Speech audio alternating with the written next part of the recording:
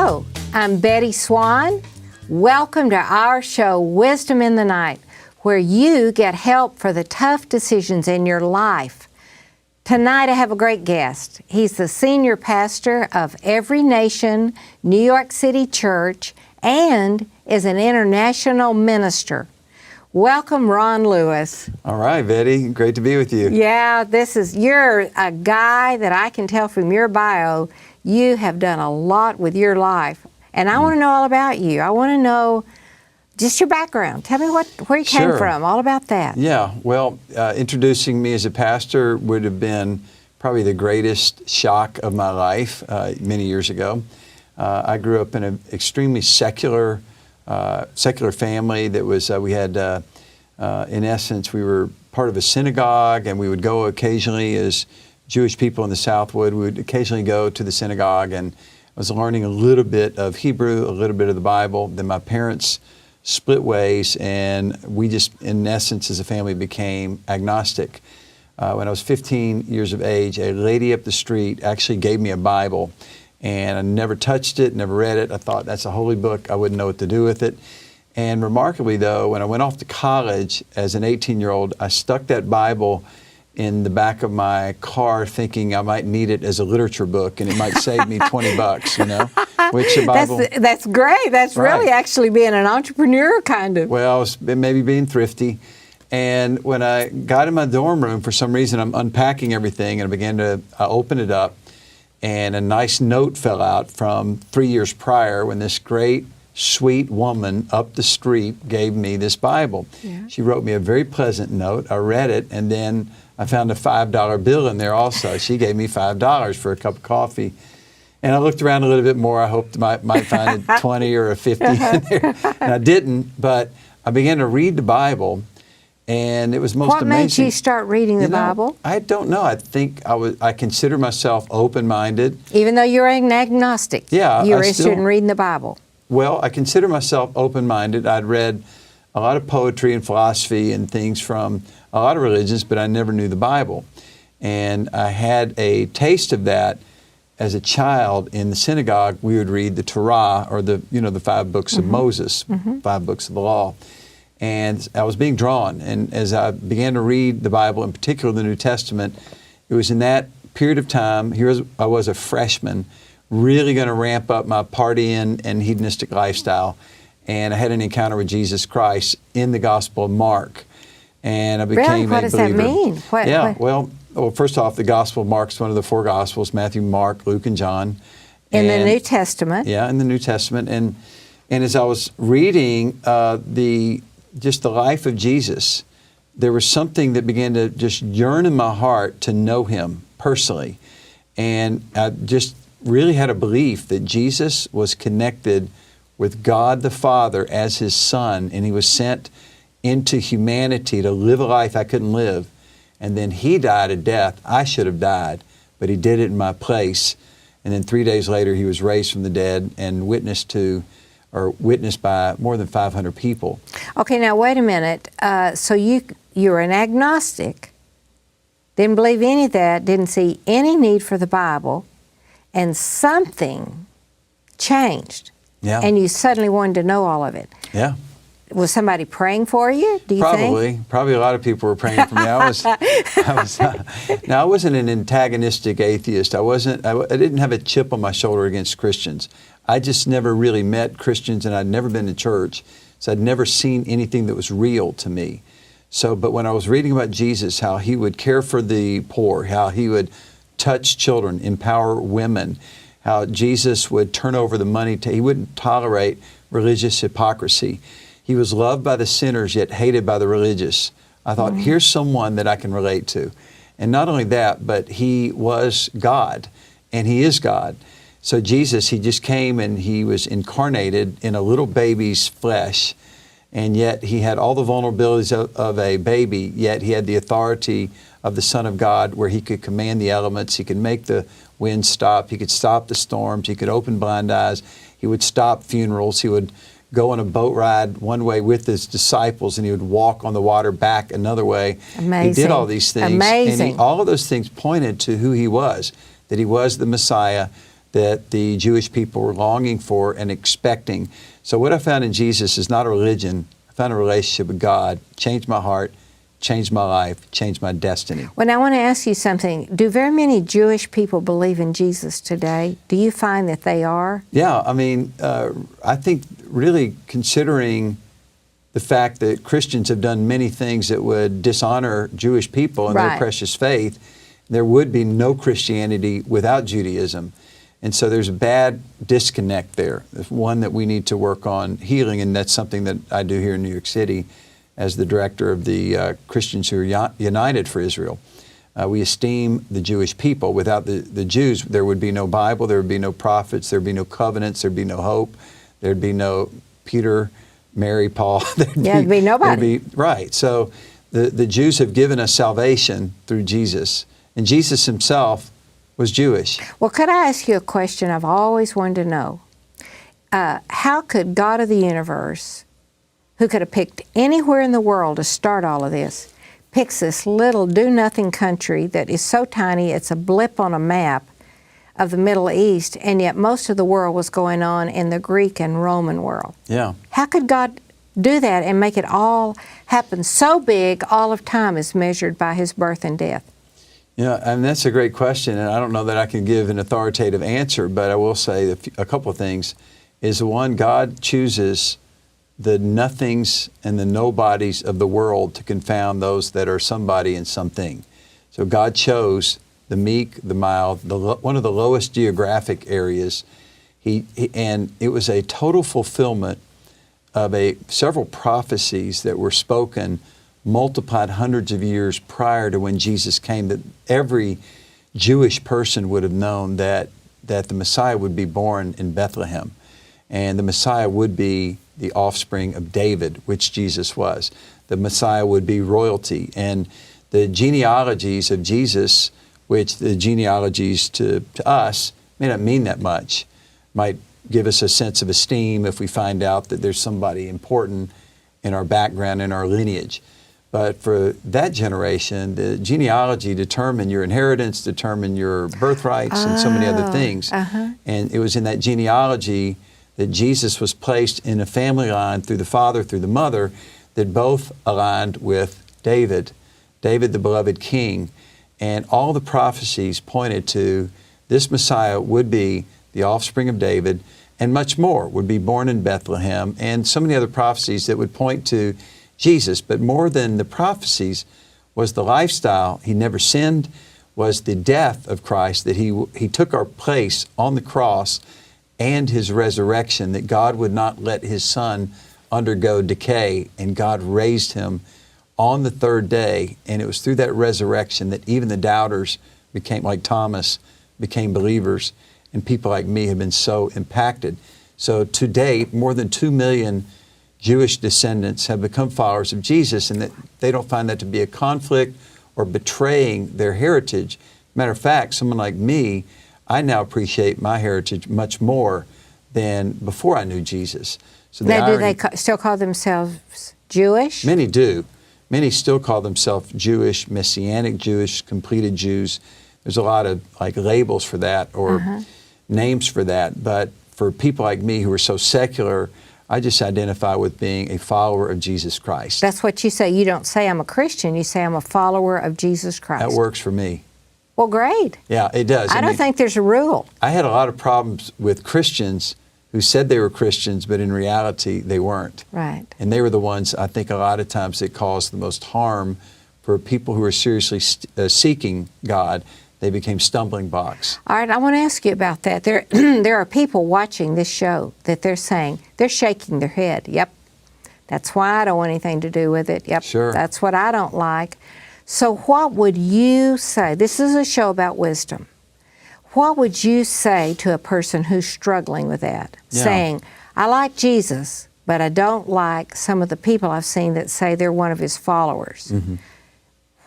Yeah. And they're people who love truth. Sure. What would you say? Well, I think, number one, I want to validate that they've had a bad experience, and no one would deny that. But the other thing I'd say is that we all are sinners.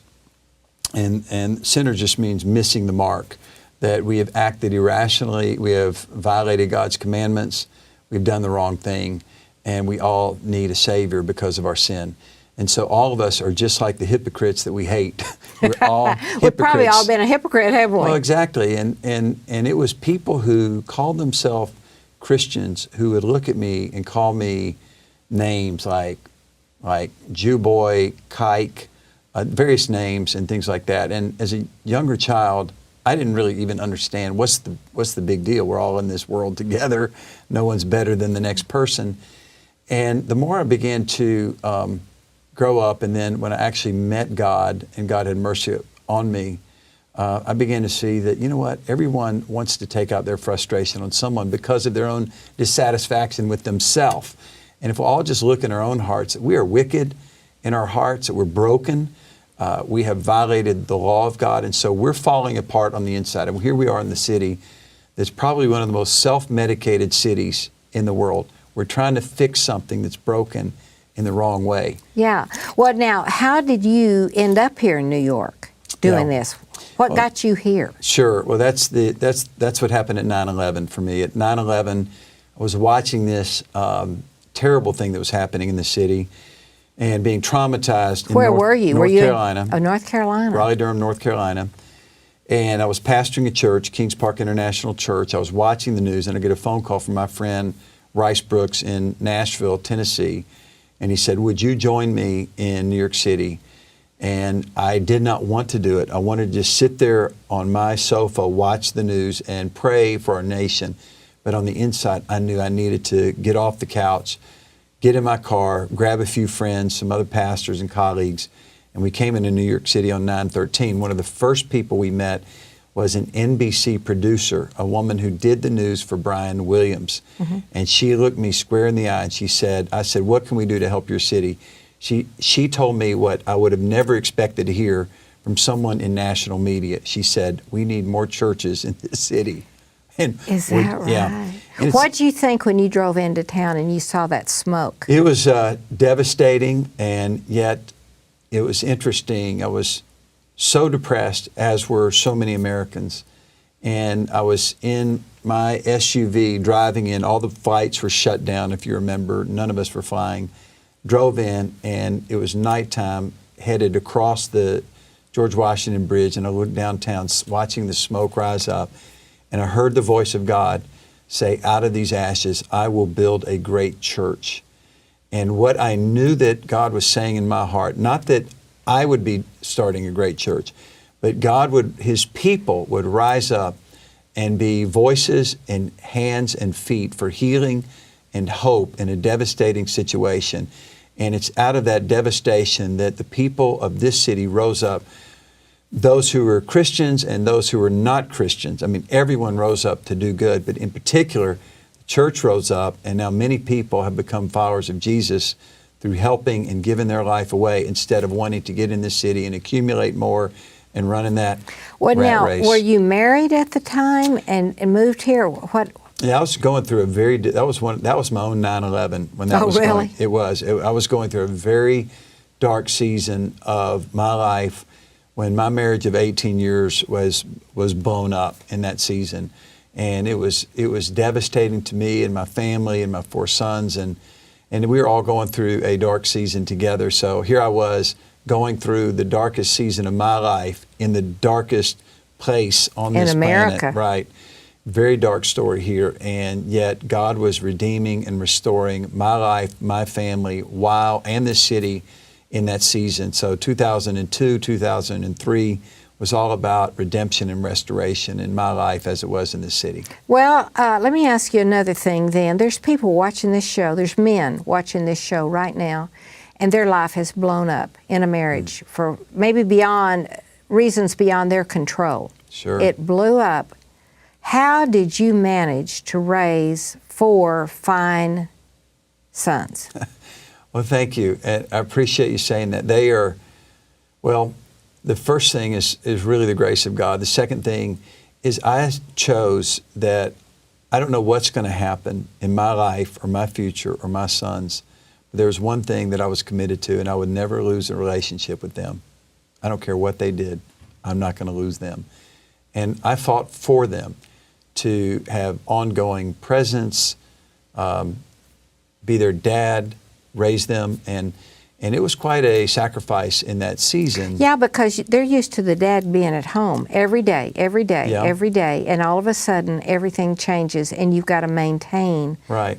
whatever it is that you want to have with them. That's got to be unbelievably hard. And sometimes you get in a situation where you're in pain and you're in a valley and you just don't know what to do, and you're tempted to either opt out on life itself or to begin to do things that you know that could be self-deprecating or self-defeating or even harmful to yourself. And the way to get through something is just that. You have to go through it. And I found friends, I found spiritual family, and some of my best friends were cheering me on and helping me. I went and actually had counseling, visited with the therapist. I did whatever it took, and I walked all of my sons through that, and they all turned out, landed on their feet, became amazing, godly, wonderful young men. They all got married. My oldest son has 2 beautiful children, so I'm a granddad. And it's really, in essence, a comeback story and a story of second chances.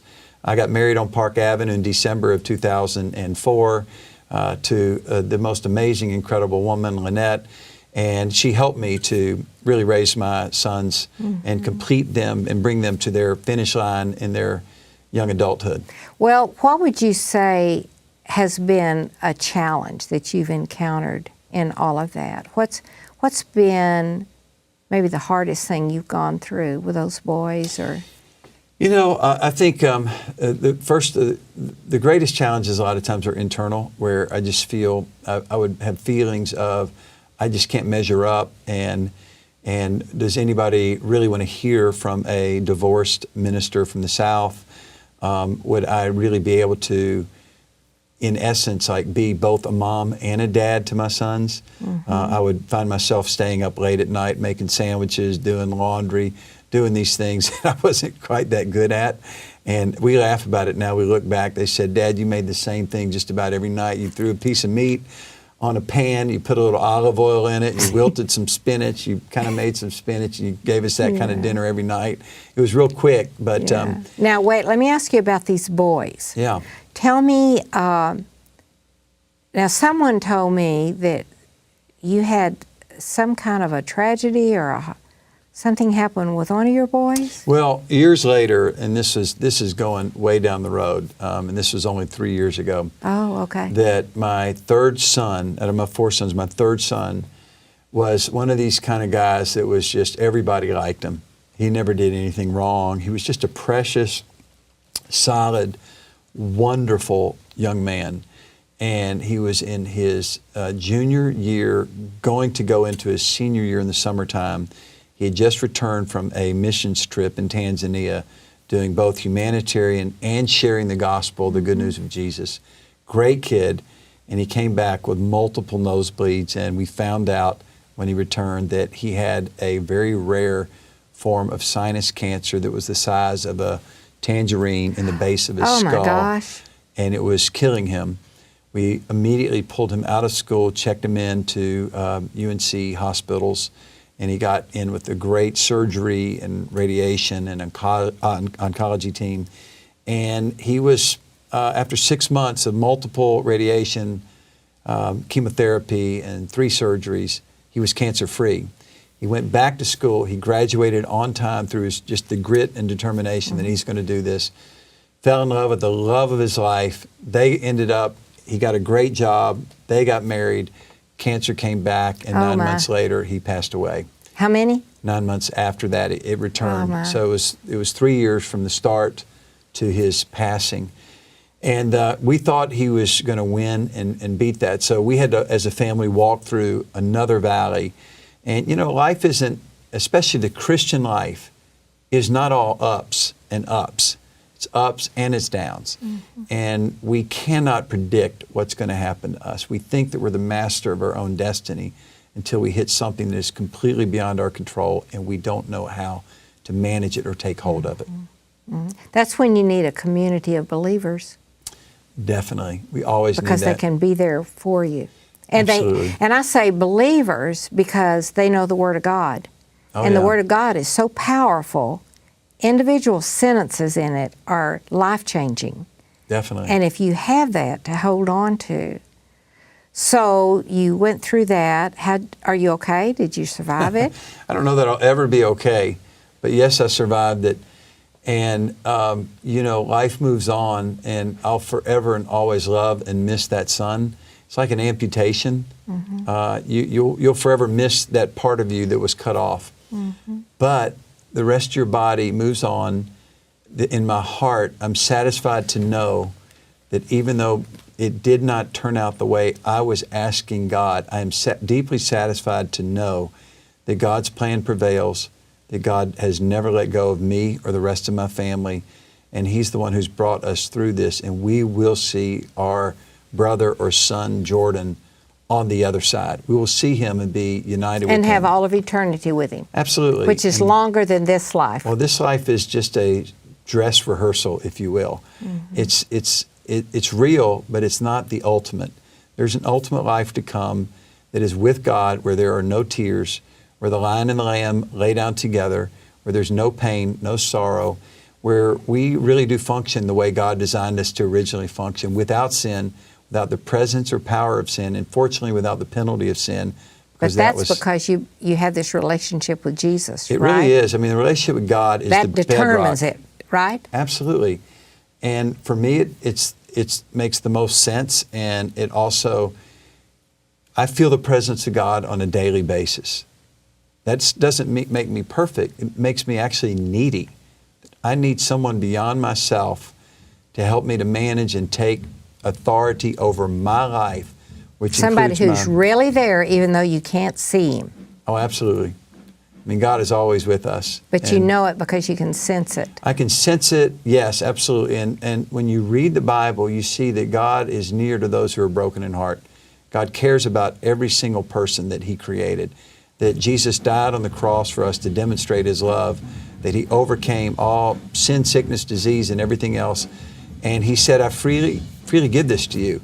And so we partake of the wonders of His love on a daily basis, and we overcome in this life through faith. Because of Him. Because of Him, through faith in Him. All right. So you have the 3 boys. Yep. Anybody else? That's your family? Well, yes, and you know that my wife adopted twin girls. Yeah, yes. yeah. I want to hear about it. I want to hear it from your point of view.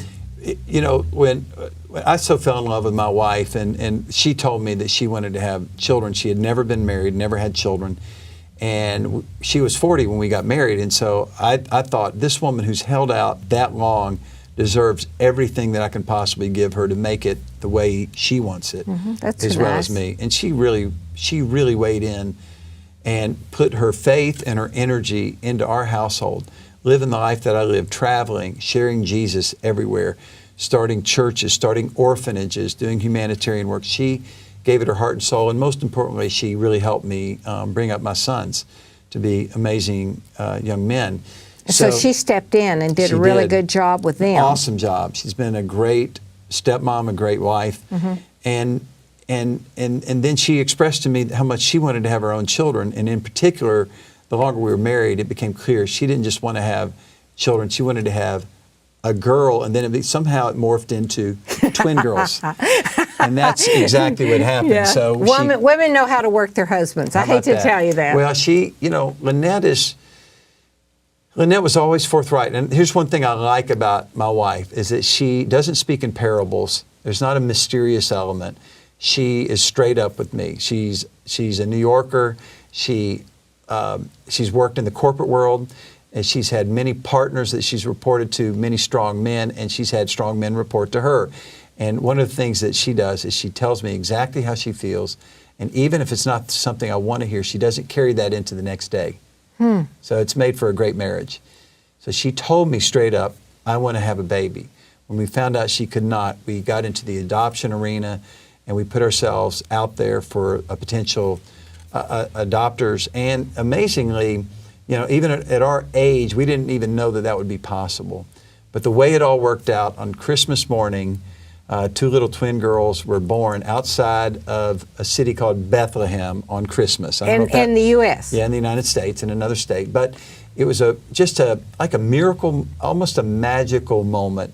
And we got this call from the birth mom the night before, and we thought the babies would be born about a month down the road. And when we got that little text on our phone with their pictures, one had a red toboggan, one had a green toboggan, said, "Merry Christmas, come get your daughters." Oh. And so it was a family adoption. Our sons, their wives, everyone together said, "We're going to do this." And so these girls just turned 3, and this 3 years old right now. Yeah, just turned 3. And as a family, we're always together celebrating as much as we possibly can be. The boys live all over the nation, but you know, it's really been a remarkable family story. And those girls really brought healing to our hearts through what we suffered as a family in the loss of a son. It's almost like they were born at just the right time. It's amazing. And had they been earlier and we had to go through all that, we could not have given them the attention that they deserve. And it had been later, it would not have been as meaningful, but it came almost at the same time. And our precious son Jordan, as sick as he was, every night for 2 months before he passed away, he got to hold and hug those little ones, and he loved them with all of his heart. Oh, and then see, they'll all be together in eternity. No doubt about it. Yeah, through the grace so of God. This is not the end of life. Definitely. And for people that are watching this show, don't you think it's important that they know this is a dress rehearsal? Like you said earlier, it's not. Yeah. It's not all there is, and you don't go into nothingness, Sure. and there's not just blank, and you don't get a second life. You don't get reincarnated. A lot of people think, well, that happens. The Bible says, nope, it's appointed unto man once to live, and after that, the judgment. Right. Well, folks, I think you have seen a real pastor. You have thought, are there any real pastors? Are there any real men of God that they're the real thing? Well, you just met one. I don't think you could meet anybody more real than Ron Lewis, more truthful and more normal. So you can do it too. If you will ask Jesus to come into your life, come into your heart, change you, and give you a personal relationship with Him, He'll do it, and your life will change. So thank you so much for tuning in tonight. It wasn't an accident that you turned on the TV tonight, and I hope you received some wisdom and that you have a great rest of the night, whether you're going to sleep or you're going to work. I'll see you next time. Bye.